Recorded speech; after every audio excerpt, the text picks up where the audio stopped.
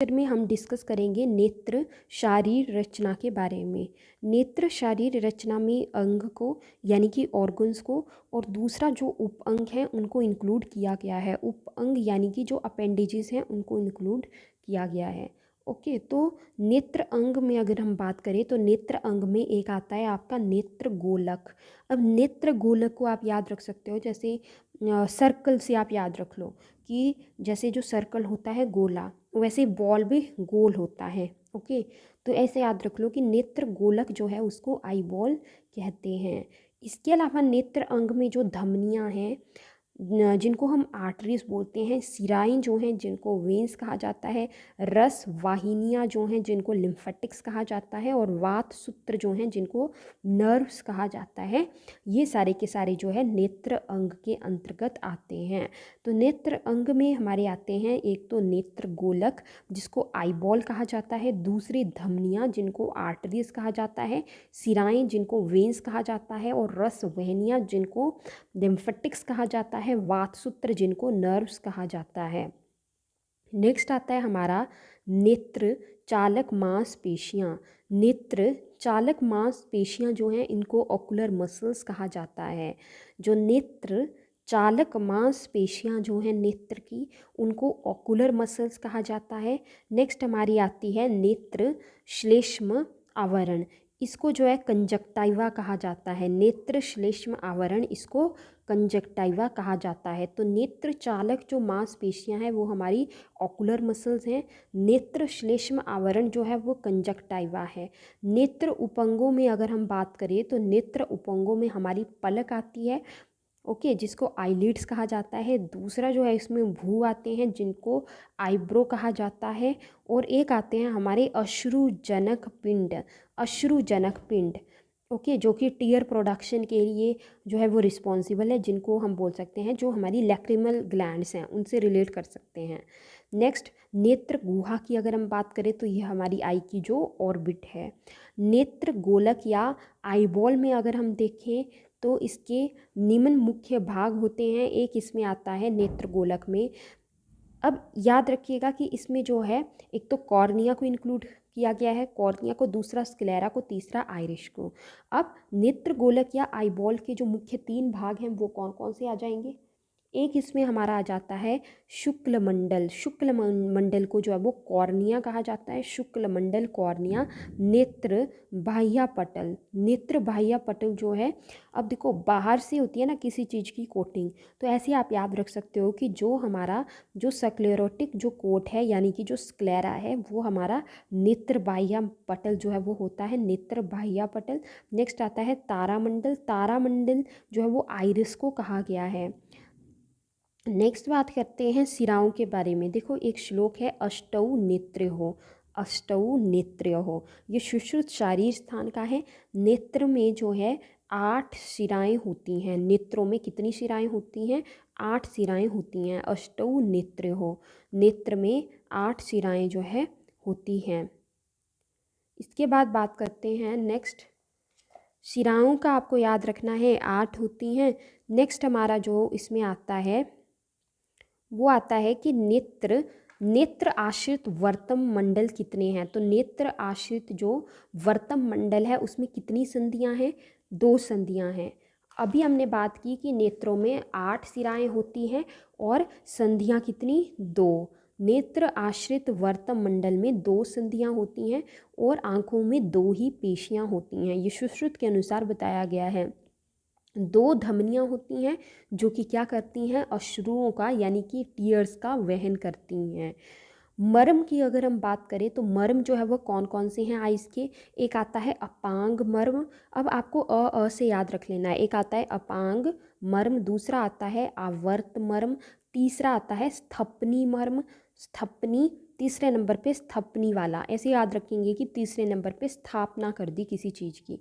Okay, पहले ए square, Apang मर्म, अपांग मर्म, आवर्त मर्म, राइट। उसके बाद स्थपनी मर्म, फिर लास्ट में सिंगाटक मर्म। अपांग मर्म, आवर्त मर्म, स्थपनी मर्म और सिंगाटक मर्म, ये आते हैं हमारे पास मर्म। दोनों नेत्रों के बीच का स्थान 4 अंगुल होती है। अगर हम दोनों नेत्रों की बात करें तो उनके जो बीच का जो स्थान होता है वो कितने अंगुल का होता है, 4 अंगुल का होता है। ये चरक विमान स्थान में बताया गया है, चरक के विमान स्थान में ये बताया गया है कि दोनों नेत्रों के बीच का जो स्थान होता है वो 4 अंगुल का होता है। नेत्र के मंडलों की बात करें तो 5 मंडल होते हैं, पक्षम, वर्तम, श्वेत, कृष्ण और दृष्टि मंडल। पक्षम मंडल, वर्तम, श्वेत, कृष्ण। देखो श्वेत कृष्ण एक साथ और लास्ट में दृष्टि। एक हो गया पक्षम मंडल, वर्तम मंडल। अब देखो ये दोनों म से आ रहे हैं ना, तो ये आपको इजीली याद हो जाएंगे कि एक हो गया आपका पक्षम मंडल। अब म अगर हम वर्तम में देखें तो इसमें भी लास्ट में म आ रहा है, तो इस तरीके से याद कर सकते हैं कि वर्तम मंडल आता है, एक आता है हमारा श्वेत, श्वेत के बाद कृष्ण मंडल, कृष्ण, श्वेत हो गया, कृष्ण हो गया, और लास्ट में दृष्टि हमारे लिए इंपॉर्टेंट है, तो दृष्टि मंडल। तो 5 हो गए। अब जो पक्ष मंडल है, अगर हम पक्ष मंडल की बात करें तो इसको जो है वो आई लैशेज से रिलेट किया गया है, वर्तम मंडल को आई लीड से रिलेट किया गया है, पक्ष मंडल को आई लैशेज से, वर्तम को आई लीड से, श्वेत मंडल को कंजक्टाइवल जो सैक है उससे, कृष्ण मंडल को कॉर्निया से, एंड दृष्टि मंडल जो है वो प्यूपिल को कह सकते हैं। तो पक्ष मंडल, वर्तम मंडल, श्वेत मंडल, कृष्ण मंडल और दृष्टि मंडल, ये हो गई हमारी मंडलों की बात। नेक्स्ट जो इसमें हम पढ़ेंगे वो हम देखेंगे कि नेत्र संधि, नेत्र संधियों के नाम। ओके, अभी अभी हमने पढ़ा कि नेत्र आश्रित वर्तम मंडल में जो है, वर्तम मंडल की सिर्फ जब हमने बात की सुश्रुत के अनुसार, तो उसमें जो है वो 2 संधियां होती हैं। नेत्र आश्रित वर्तम मंडल में 2 संधियां होती हैं। ओके, लेकिन अगर हम बात करें मीन्स कि टोटल जो है बाहर से भीतर की ओर संधियों की अगर बात करें तो वो 6 हैं, और उनके नाम क्या क्या हैं। ओके, तो पहले आता है हमारा पक्षम वर्तमगत संधि, पक्षम वर्तमगत संधि। अब इसको ऐसे याद रखेंगे कि सबसे पहले आपने जब भी संधि की बात की तो आपने सबसे पहले अपना पक्ष रखा। ओके, पक्ष रखा, आपने क्या की, बात की। तो अब इससे पक्षम से आपको पक्ष से आपको पक्षम याद आ जाएगा, और बात की इससे वर्तम आपको याद आ जाएगा। तो पहली संधि कौन सी हो गई, पक्षम वर्तमगत संधि।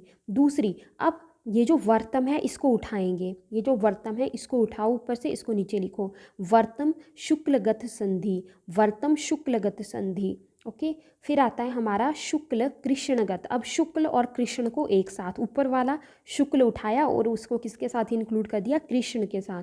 तो एक आती है हमारी शुक्ल कृष्णगत संधि, शुक्ल कृष्णगत संधि। ओके, अब क्या करेंगे कि जो ऊपर वाला कृष्ण है उसको उठा लो, सो ये आ जाएगा हमारा कृष्ण दृष्टिगत संधि, कृष्ण दृष्टिगत संधि। क्लियर। अब इसको ऐसे याद रखेंगे कि कृष्ण ने आपकी तरफ क्या की, दृष्टि की, और कृष्ण कब आए, शुक्ल पक्ष में आए, कृष्ण कब आए, शुक्ल पक्ष में आए। अब ऊपर वाला वर्तम उठा के शुक्ल लिखा था, तो इसको ऐसे ट्रिक बना लो कि आपने बात किसके बारे में की, शुक्ल पक्ष के बारे में बात की, तो बात से आप याद करोगे वर्तम शुक्लगत संधि। क्लियर।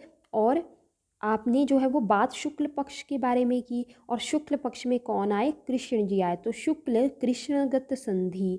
और कृष्ण ने आपकी तरफ क्या की, फिर आके दृष्टि की, तो कृष्ण दृष्टिगत संधि। अब कृष्ण तो हो गया, तो क से ही दूसरा याद कर लेना है, कनीनिक संधि, कनीनिक संधि। ओके, एक आता है हमारा अपांग संधि। तो कौन कौन से हो गए, एक हो गया पक्षम वर्तमगत संधि, पक्षम शुक्लगत संधि, शुक्ल कृष्णगत संधि, कृष्ण दृष्टिगत संधि, कनीनिक संधि और अपांग संधि। तो ये जो है वो नेत्र की जो भीतर से भीतर की ओर संधियां जो होती हैं, बाहर से भीतर की ओर जो संधियां होती हैं, ये याद रखना। ये हम बात कर रहे हैं आउटर से इनर की तरफ को, बाहर से भीतर की ओर की जो संधियां हैं, बाहर मतलब सबसे बाहर वाली। फिर ये हो गई हमारी पक्षम वर्तमगत, और भीतर की ओर बात कर रहे हैं तो सबसे ज़्यादा इनर मोस्ट जो अपांग संधि है वो यहाँ पे हमारी आ जाती है। तो ये हो गया नेत्र संधि के 6 types. So that's all for this lecture. Thank you so much.